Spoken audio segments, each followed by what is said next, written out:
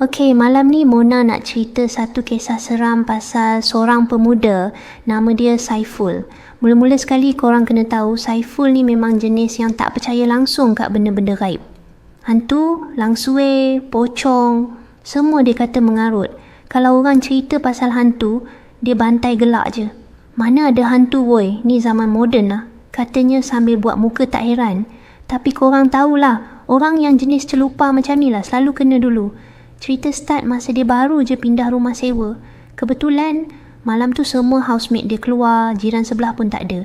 So dia tinggal seorang kat rumah tu. Pukul 11 tengah malam macam tu, dia tengah relax dalam bilik. Tiba-tiba TV kat ruang tamu terpasang sendiri. Dia ingat kawan-kawan dah balik. So dia turun panggil lah nama dia orang. Tapi satu suara pun tak sahut. Pelik dah dia masa tu. Dia pun matikan TV dan naik bilik balik. Tapi belum sempat duduk, TV tu pasang balik sendiri. Tak tunggu lama, dia terus belah dari rumah tu. Masa dia cerita kat aku, memang aku gelak. Macam sinopsis cerita seram kat Astro. Tapi dia sumpah kata benda tu betul-betul jadi. Seminggu lepas tu, still malam Jumaat. Kali ni dia keluar makan dengan kawan naik motor. Masa lalu satu selekoh dekat Bukit Pemai Ampang, dia nampak sesuatu kat cermin sisi kiri motor. Katanya muka makhluk tu hitam legam, rambut mengerbang, hodoh gila dan dia ikut je motor tu, terbang sebelah Saiful. Saiful dah gelabah, terus cabut cermin motor dan simpan dalam bakul. Tapi bila dia tengok cermin kanan pula, benda tu ada sebelah kanan pula. Dia terus pusing cermin tu ke depan. Kawan dia pelik tengok perangai dia, tapi Saiful tak cakap sepatah pun. Lepas kena kejar Pontianak tu, dia hantar kawan dia balik. Kawan dia risau tengok muka Saiful dah lain macam. So dia suruh Saiful tunggu kat rumah dia. Dia call kawan Saiful, 2 orang, Mamat dengan Taufik. Bila Mamat dan Taufik sampai, Saiful tanya, "Korang datang berapa orang?" Diorang jawab, 2 je lah bro. Tapi Saiful nampak ada orang ketiga tengah mengintai kat belakang diorang. Dia diam je, tak berani cakap. Masa balik, Saiful bonceng dengan Mamat. Taufik bawa motor Saiful dari belakang. Tengah jalan, Saiful pandang belakang nak tengok Taufik. Masa tu, dia nampak Pontianak tadi tengah terbang ikut Taufik. Rambut dia berkibar ditiup angin, ikut motor dari belakang. Tak duduk atas motor pun, dia terapung je. "Weh, kau bayanglah kalau akulah terus terjun motor weh." "Ustaz, kata Pontianak minat kat kau." Lepas tu, Saiful pergi berubat dengan Ustaz. Ustaz tu kata Pontianak tu suka kat Saiful, nak berkawan. Mungkin sebab Saiful ni handsome kot. Aku pun menyakat dia. "Kau ni sampai hantu pun minat." Mak dia pun sound. "Tak ada perempuan lain ke kau nak pilih?" Tapi serius weh, sejak gangguan tu, Saiful jadi panas baran. Kalau awek dia call, dia terus marah. Pernah sekali, dia tendang kipas sampai pecah sebab marah sangat. Tapi dia tahu, itu bukan dia yang marah. Itu Pontianak tu yang ambil alih perasaan dia. Dah berubat pun, Saiful tetap boleh nampak benda-benda halus. Pernah satu malam, dia mesej aku, "Bro, aku nampak benda tengah bertenggek kat pokok depan rumah. Kampung aku ni, elok je duduk atas dahan tu. Aku takut gila. Kau bayanglah aku tengah duduk sorang-sorang dalam bilik masa tu. Meremang terus bulu roma." Pernah juga dia dengar suara orang panggil nama dia. 3 kali. Sayup-sayup je. Tapi jelas. Kau pernah kena panggil macam tu? Kalau pernah, kau tahulah rasa dia macam ni. Satu lagi cerita masa dia jalan-jalan kat Kelantan dengan member. Diorang lalu satu rumah kosong yang dulu pernah keluar berita cucu bunuh nenek sebab jian dadah. Rumah tu memang dah lama kosong. Bila lalu situ, Saiful nampak ada nenek tua bongkok berdiri kat situ. Malam pula tu. Tak logik weh, ada orang berdiri kat situ. Dia kata rupa nenek tu lebih kurang macam makcik dalam filem Congkak. Tapi versi lagi seram. Lepas semua benda ni jadi kat Saiful, dia jadi lain. Dulu dia gelak je bila orang cerita pasal hantu. Sekarang dia sendiri diam je kalau dengar cerita pelik. Dia dah tahu, jangan nak pandai-pandai cabar benda yang kita tak nampak. Orang tua selalu pesan, mulut tu jaga sikit. Jangan main langgar tempat orang. Tapi satu benda Ustaz pesan juga. Jangan sesekali ucap tok nenek, cucu tumpang lalu. Benda tu boleh jatuh syirik sebab kita minta izin kat selain Allah. Jadi korang yang baca ni ambil lah pengajaran. Kadang-kadang kita rasa berani, rasa hebat. Tapi ada benda yang kita tak boleh nampak dengan mata kasar.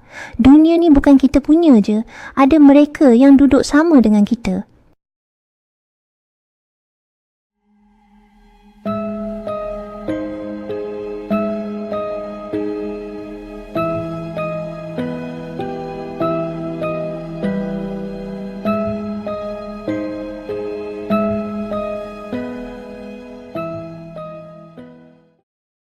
Okey, Mona akan bacakan ceritakan pengalaman seorang pemuda bernama Aiman tentang pengalaman seramnya di pejabat pada suatu malam. Cerita ni jadi masa aku baru masuk kerja kat satu syarikat IT kat Damansara Perdana. Office kita orang kat menara tertinggi situ, tingkat 12. Floor paling hujung, sunyi dan paling creepy bila malam. Malam tu, hari Rabu, hujan lebat turun sejak petang.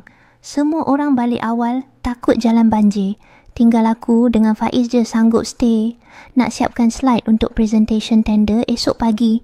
Bos suruh hantar sharp sebelum 9 pagi. Pukul 9 lebih, Faiz bangun nak ke pantry buat kopi. Aku angguk, sambung edit slide. Tak sampai 5 minit, dia dah muncul balik, duduk depan komputer. Tapi pelik, dia diam je. Biasanya Faiz ni jenis suka nyakat aku, gurau benda bodoh. Tapi malam tu, dia langsung tak bercakap. Yang buat aku makin tak sedap hati. Dia pakai hoodie hitam. Sedangkan tadi masa bangun, dia pakai kemeja kotak biru. Aku tanya, kau okey ke bro? Dia pandang aku, senyum. Tapi senyuman dia lain. Kosong. Macam senyum orang asing. Aku rasa tak sedap, terus bangun, konon nak pergi toilet. Tapi aku belok ke pantry. Dan ya, Faiz tengah bancuh kopi kat situ. Pakai kemeja biru macam biasa. Bila nampak aku, dia senyum. Kopi aku dah nak habis. Nak buat lagi satu. Aku rasa macam nak lari terus. Tapi aku tarik tangan dia, ajak dia keluar dari pantry. Bro, ada engkau lain kat meja engkau. Dia senyap je, duduk tegak. Muka Faiz terus pucat. Kami jenguk sama-sama dari koridor. Memang ada sesuatu kat meja Faiz. Duduk tegak, tak bergerak, pandang skrin. Tapi rasa macam dia tahu. Kami tengah tengok. Kami cabut tak tunggu lama. Capai beg, punch card, turun lift. Jantung aku rasa nak meletup. Sepanjang jalan balik, kami dua-dua senyap. Esok pagi, kami cerita kat bos Encik Rizal. Dia gelak, kata kami mungkin stres. Tapi lepas tu dia sendiri arahkan semua lampu tingkat 12 kena pasang kalau ada staf kerja malam. Minggu lepas kejadian tu, aku borak dengan Kak Ita dari admin. Dia dah kerja kat situ sejak tahun 2009. Dia bagi tahu, dulu sebelum bangunan tu jadi office, tapak tu bekas hospital swasta yang terbakar pada tahun 1998. Satu level hospital tu termasuk bilik ICU dan bilik mayat rentung dalam kebakaran. Ramai yang terperangkap.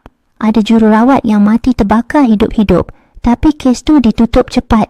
Katanya sebab ada isu sensitif.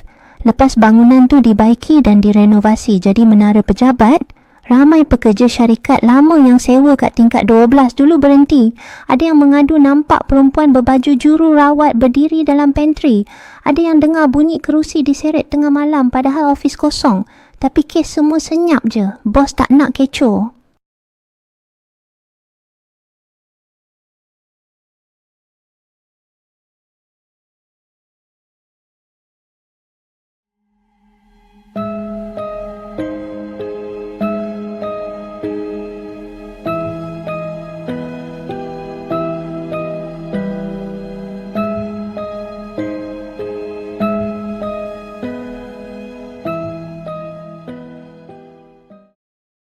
Okey, Mona akan bacakan ceritakan pengalaman seorang pemuda bernama Hashim tentang pengalaman seramnya di pejabat pada suatu malam. Malam tu, Hashim seorang je tinggal dalam pejabat. Kawan-kawan semua dah balik awal sebab siangnya ada majlis makan-makan kat luar. So, ramai balik awal. Hashim pula ada kerja urgent nak siapkan. So, terpaksalah stay sampai lewat malam. Jam dah pukul 11.45 malam masa dia tengok kali terakhir. Sunyi betul, kipas je berbunyi, sesekali bunyi tikus kejar-kejar atas siling. Pejabat tempat Hashim kerja tu pula terletak betul-betul tepi hutan, kawasan luar bandar. Jalan depan tu gelap, lampu jalan pun ada sebatang dua je. Dulu masa awal kerja situ, ramai dah pesan, kalau boleh jangan kerja seorang malam-malam, kat sini ada cerita. Tapi Hashim buat tak kisah je sebab fikir orang tua-tua ni suka sangat buat cerita nak takutkan orang. Tengah Hashim shock type, tiba-tiba lampu pejabat berkelip-kelip. Dia dah mula rasa tak sedap. Tapi sebab dah biasa sangat dengan karena bangunan lama tu, Hashim buat bodoh je, sambung kerja balik. 5 minit lepas tu Hashim terdengar bunyi ketuk-ketuk kat tingkap belakang. Dia toleh, kosong, tak ada apa pun. Ingatkan angin. Tapi, bila Hashim tengok betul-betul keluar, dia nampak ada seorang perempuan berdiri tepi hutan. betul-betul bawah lampu jalan. Yang satu tu, jauh tapi nampak jelas sebab dia pakai baju putih, rambut panjang, muka dia sumpah cantik. Tapi peliknya dia berdiri tercegat je, tak gerak langsung. Hashim bangun, intai dari tingkap lama sikit. Masih kat situ, tak berganjak. Lagi lama dia tengok, lagi rasa meremang bulu roma. Macam ada sesuatu yang tak kena. Tiba-tiba, telefon atas meja berbunyi. Tak ada nama, nombor pun tak keluar. Hashim angkat perlahan. Jangan pandang dia lama-lama. Suara tu bisik. Suara perempuan tapi lemah, serak, macam tengah nazak. Hashim terus letak telefon. Jantung dia berdegup laju. Bila dia pusing balik ke tingkap, gadis tu dah tak ada. Dia terus kunci pintu, kemas barang, nak cabut cepat. Baru nak buka pintu pejabat, Hashim dengar bunyi tapak kaki kat luar. Perlahan, makin lama makin dekat. Dia intai sikit dari lubang kecil pintu kaca. Gadis tadi berdiri betul-betul depan pintu. Tapi kali ni, mukanya tak macam tadi. Separuh hancur, mata dia hitam pekat, senyum dia sampai ke telinga. Hashim terkaku. Tak boleh bergerak. Mulut nak baca apa-apa pun tak lepas. Tiba-tiba, lampu pejabat terus padam. Gelap gelita. Dalam gelap tu dia dengar suara gadis tu berbisik kat luar pintu. Temankan aku. Jangan tinggalkan aku seorang. Hashim pengsan malam tu.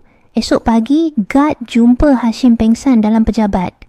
Bila diorang cek CCTV, tak nampak apa-apa pun. Cuma Hashim tengah bercakap sorang-sorang, gelabah macam orang gila. Lepas kejadian tu, Hashim berhenti kerja. Tak sanggup dah. Ramai cakap dia stres. Tapi Hashim tahu apa dia nampak malam tu.